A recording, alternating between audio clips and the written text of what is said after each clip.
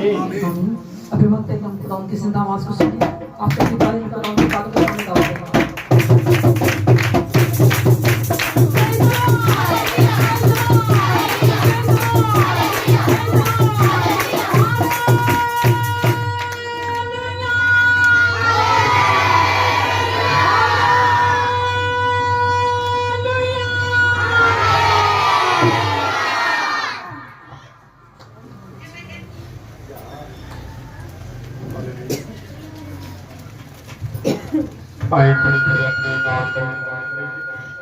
मैं ईमान रखता हूँ खुदा का के बाप पर जिसने आसमान और जमीन को पैदा किया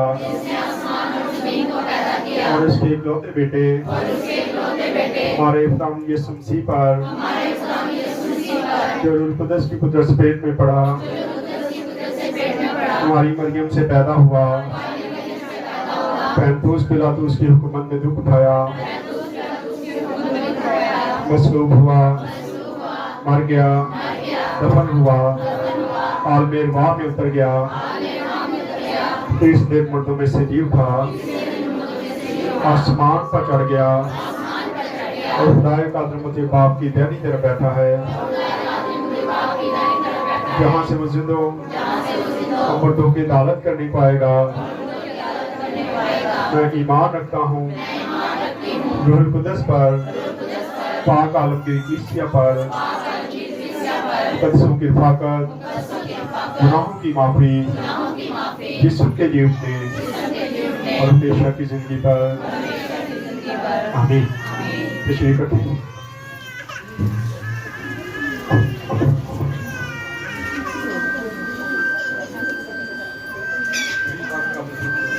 काम करो,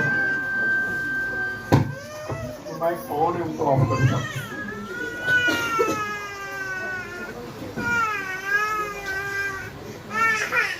हालेलुया।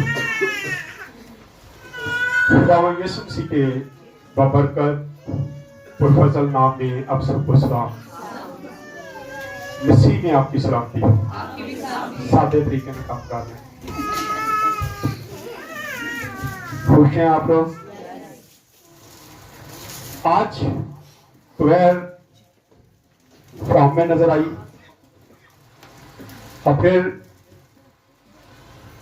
मेरी रिक्वेस्ट पर इन्होंने आज क्रिसमस का एक सॉन्ग किया। अगला संडे क्या है? आमद का पहला इतवार होगा। आज के गीत से क्वेयर ने साबित किया कि आने वाले दिनों में यही गीत चलने वाले हैं। सुनैरा को चोट लगी हुई है, उसके बावजूद वो यहाँ पे खड़ी, अभी मुझे कहती मुझसे मैच नहीं पकड़ा जा रहा, फिर भी वो गा रही है। अच्छा, तो क्वेयर के लिए जोरदार क्लैपिंग करें। क्वेयर जो है वो चर्च में वो काम करती है जो पास्टर भी नहीं करता। सेम में रखें। खुदा के कलाम में लिखा है खुदा रूह है और जरूर है कि उसके परस्तार, और जब रूह और सच्चाई से प्रस्तिश होती तो क्या होता है? उसका तख्त लग जाता, वो उतर आता है, क्योंकि ये उसका वादा है। खुदा ऐसे प्रस्तार ढूंढता है जो रूह और सच्चाई से उसकी प्रस्तिश करते हैं। और खुदा जब साज और आवाज मिल जाते हैं, खुदा का अबर छा जाता है। और जब तक अबर ना छाए, मैं नहीं समझता कि अच्छा मैसेज हो सकता है, क्योंकि खुदा का रूह जब तक काम नहीं करता उतनी देर तक मैसेज भी ठीक नहीं होता, जमीन तैयार नहीं होती, हल नहीं चलता। और ये रोल जो है ये क्वायर अदा करती है। क्वायर का काम होता है कि हल चलाए, और फिर पास्टर का काम है कि वो कलाम का बीज बोए, फिर वो तनावर दरख्त बनता है। मैं चाहता हूं हालेलुया का मतलब क्या है इसको भी हम देख लें, क्योंकि अक्सर लोगों का ख्याल होता है हालेलुया तर्क को देते, लेकिन इसका मतलब क्या है? हालेलुया का मतलब क्या है? पता ना क्या है? खुदा की तारीफ हो। वैसे ही हम जब खुदा की तारीफ करते हैं तो हम हालेलुया कहते हैं, और इससे हम कहते हैं खुदा की तारीफ हो। हम खुदा की तारीफ करते हैं। कुछ लोग ये भी कहते हैं जी बार बार हालेलुया करते जाते हैं, लेकिन ये नहीं पता कि हम बार बार खुदा की तारीफ करते हैं और उसको उसकी तारीफ हमें करने की जरूरत भी है। उसने हमें जिंदगी दी है, सेहत दी है, तंदुरुस्ती दी है, औलाद दी है, घर दिया है, उसने हमें सांसें दी है, और अगर वो ना हमें देता तो किसकी तारीफ होनी थी। इसलिए आज जरूरत है कि जब हम जिंदा है तो खुदावन की तारीफ में हर वक्त लगे रहे और कहते रहे हालेलुया, खुदा तेरी तारीफ हो। खुदा तूने हमें बनाया, जमीन पे हमें इख्तियार दिया कि हम हर चरिंद परिंद हर चीज पर खुदा ने क्या किया है, इंसान को इख्तियार दे रखा है। आए खुदा के जिंदा कलाम में से आज रूत की किताब 3रा बाब है, 4 बाब है इसके, और आज इसकी तकरीबन 85 आयात पर यह मुश्तमिल किताब है। 85 के करीब इसकी आयात हैं। आज हम 3 बाब को देखेंगे। यहां हमारे लिए एक बड़ा खूबसूरत मैसेज है। आइए जरा देखते क्या है। रूत की किताब पहला बाब, 3 बाब और पहली आयत से पढ़ेंगे। रूत की किताब।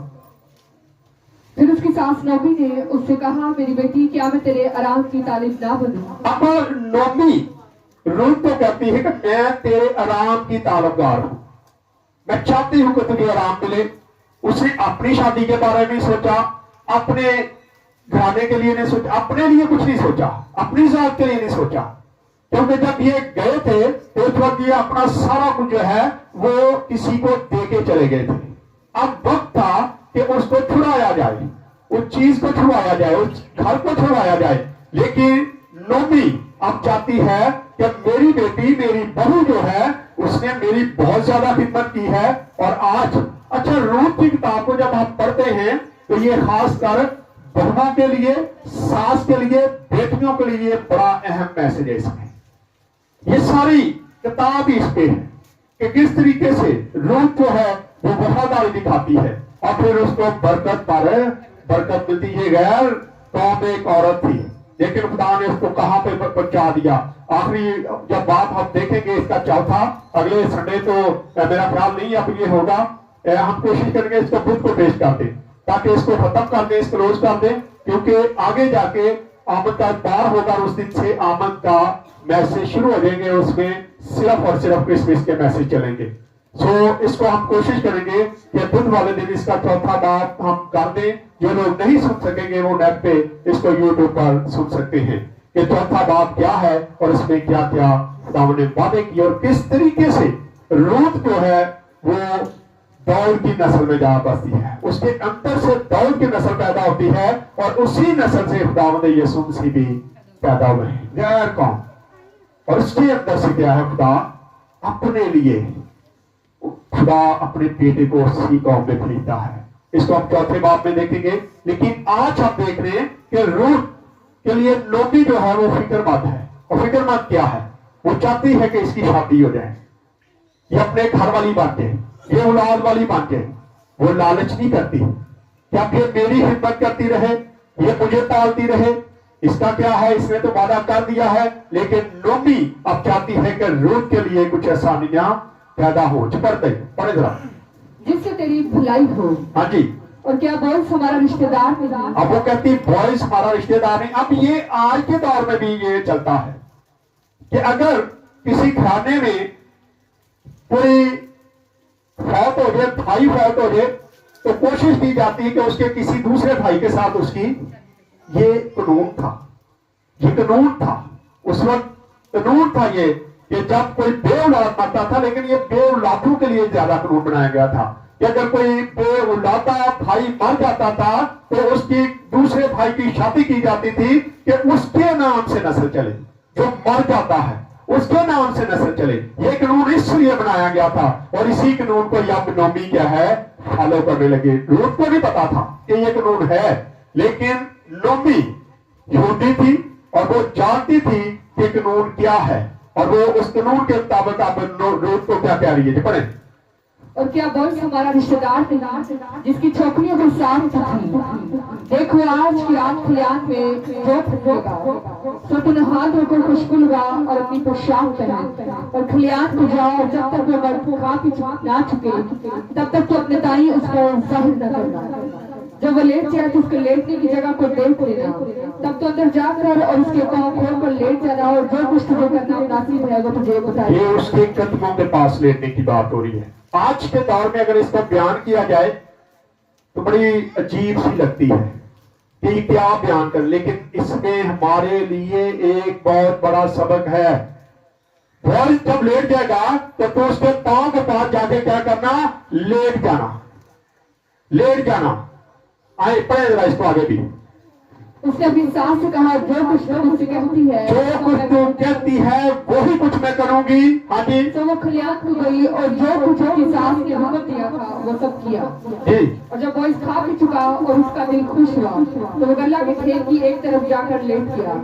तब वो चुपके चुपके आई और उसकी पाँव खोल कर लेट गई और आधी रात को ऐसा हुआ कि वो मर्द डर गया और उसने करवट ली और देखा कि एक औरत उसके पाँव के पास पड़ी है।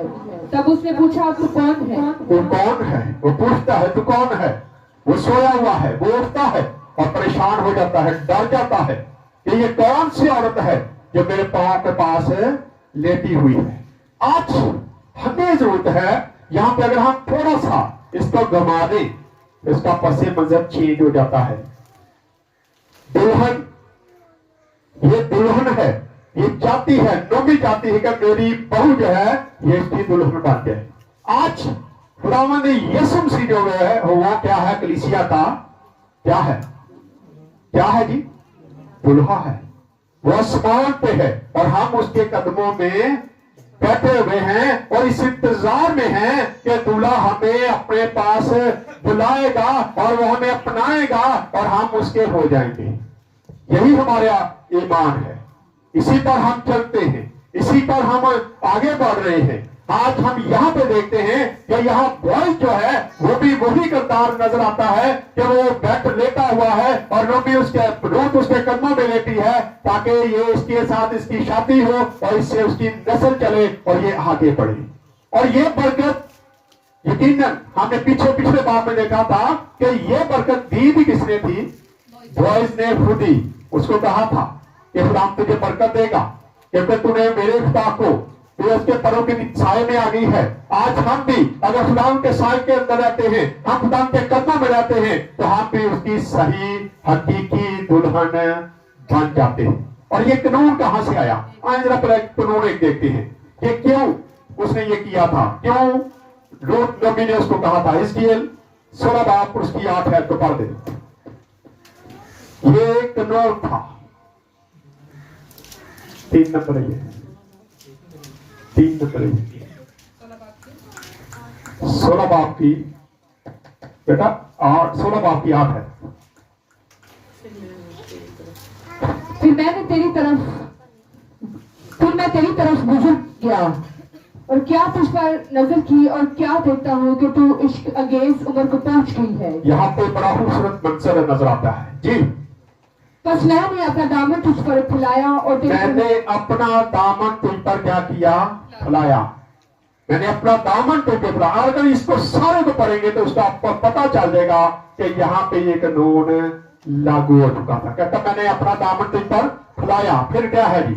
और तेरी बरहंगी को छुपाया और मैंने तेरी शर्मिंदगी को। उस वक्त अगर देखा जाए तो रूथ जवान लड़की थी, उसका हस्बैंड मर चुका था और ऐसे बच्चों पर, बेटियों पर खासकर बहुत ज्यादा उंगलियां उठाई जाती हैं। तो यहाँ पे हम देखते हैं कि ये कानून बन गया था कि मैंने तेरी बरहानी को क्या किया है? छुपाया है ताकि तेरी तरफ कोई उंगली ना उठाए। जी आगे। और कसम खाकर तुझसे अहद बांधा, खुदा फरमाता है और तू मेरी हो गई। तो फिर क्या होगी? मेरी होगी। यहाँ पे आप देखते हैं कि बॉयज ये सारा कुछ करने वाला था और फिर हम जरा देखते हैं कि बॉयज ने ये दुआ दी थी। तो दुआ क्या है? मिसाल 31 बाब उसकी जरा 10 ऐप को पढ़ दें। हाँ जी जल्दी से। नेकोकार बीवी किसको मिलती है? नेकोकार बीवी किसको मिली है? उसने दुआ दी थी इसको। कि तुझे क्या हो, खुदा बरकत दे, क्योंकि तू सारा को छोड़ के यहाँ पे आई है। अब लिखा नेकोकार बीवी किसको मिलती है? जी आगे। क्योंकि उसकी कदर मरजान से भी बहुत ज्यादा, उसकी कदर मरजान से भी ज्यादा, बहुत ज्यादा है। मरजान एक बेशुमार खुशबू थी जो बहुत महंगी थी, लिखा उससे भी ज्यादा इसकी कीमत है। जी हाँ जी, पढ़ दें आगे थोड़ा। उसके शोहर के दिल को उस पर एतमाद है, हाँ जी, और उसे मुनाफा की कमी ना होगी। जी आगे। और वो अपनी उम्र के तमाम अयाम में उसे नेकी ही करेगी। वो जुम्मन के तमाम अयाम में अपने शौहर के साथ क्या करेगी? नेकी ही। अच्छी बीवी जो है वो यही कुछ। अभी संडे वाले दिन, बुध वाले दिन मेरे पास 2 केस यहाँ पे आए। अफसोस हुआ मुझे इस बात पर, आते ही लागू कर दिया, मैंने नहीं ये लेना रहना। दोनों तरफ से यही है था। हमने कोशिश की कि इनके सुलह हो जाए, लेकिन दोनों लड़कियां मानने के लिए तैयार नहीं है। नहीं जी, हमने नहीं इसके साथ रहना। यहां पे लिखा है नेक औरत जो है वो कभी भी अपने खामन को नहीं छोड़ती। एक कानून है सारा। लेकिन आज हम छोटी छोटी बातों से कहते नहीं, बस साढ़ा गुजारा ही कोनी हो नहीं, ऐसी रहना इकट्ठे। बाद में चाहे थोड़े दिन के बाद फिर इकट्ठे हो भी जाए, लेकिन उस वक्त नहीं होना जब लोग कह रहे होते कि चलो हम आपको सुलह करवा देते हैं, बैठ चलो। हमारे घरों में यही लड़ाई झगड़े चलते रहते हैं। इसको जाते आप घर पढ़ लें, बड़ा खूबसूरत मैसेज है ये वाला। इमसाल 31 बाब की 10 आयत को जब हम पढ़ते हैं, अब आप देखिए इस्तिशना 35 बाब 25 बाब और उसकी 5 ऐसे पढ़ेंगे, 5 से 10 है। जल्दी से पढ़ दें इसको भी, 5 से 10। हाँ जी, इस्तिशना। अगर कई भाई मिलकर साथ रहते हो, साथ रहते हो, ये जो कानून है ये वो मैं बताने लगा हूं। कानून क्या है जी? और हर एक उनमें से बेऔलाद मर जाए, हर एक कोई क्या है? बेऔलाद मर जाए जी। तो उसकी मरहूम की बीवी किसी अजनबी से ब्याह ना करे। किसी अजनबी से ब्याह आज कर लेंगे। क्या ये लिखा है? ये कानून था। वैसे तो हम शरीयत से बच गए, इस करके आजादियां भी थोड़ी हो गई, लेकिन पहले ये आजादी नहीं थी। लिखा है कि अगर उसके खामन सारे भाई मर जाएं तो वो किसी गैर के साथ शादी ना करे। जी आगे। बल्कि उसके शोहर का भाई उसके साथ उसके पास जाकर उसे अपनी बीवी बना ले। हाँ जी। और शोहर के भाई का जो हक है वो उसके साथ अदा करे। शोहर के भाई का हक जो है वो अदा करे। 10 आयत तक पढ़ दे जरा इसको। और उस औरत के जो पहला बच्चा हो वो उस आदमी के मरहूम भाई के नाम का कहलाए। क्या जी? उस मरहूम भाई के नाम का कहलाएगा। जो पहला बच्चा होगा उससे उसके भाई का नाम चलेगा, बाकी औलाद जो है उसके नाम से चलेगी। ये कानून था। इसी कानून के तहत नबी जो है वो रूत को कहती है कि तू जाके क्या कर, ये काम कर, क्योंकि वो करीबी है। मेरा तो कोई बेटा नहीं है, मेरा तो है कोई नहीं, लेकिन वो हमारा करीबी रिश्तेदार है, इसलिए वो कानून के मुताबिक हक रखता है कि वो तेरे साथ शादी करे। जी आगे। ताकि उसका नाम इस्राइल से मिट ना जाए। वापस आ जाए रूट पे।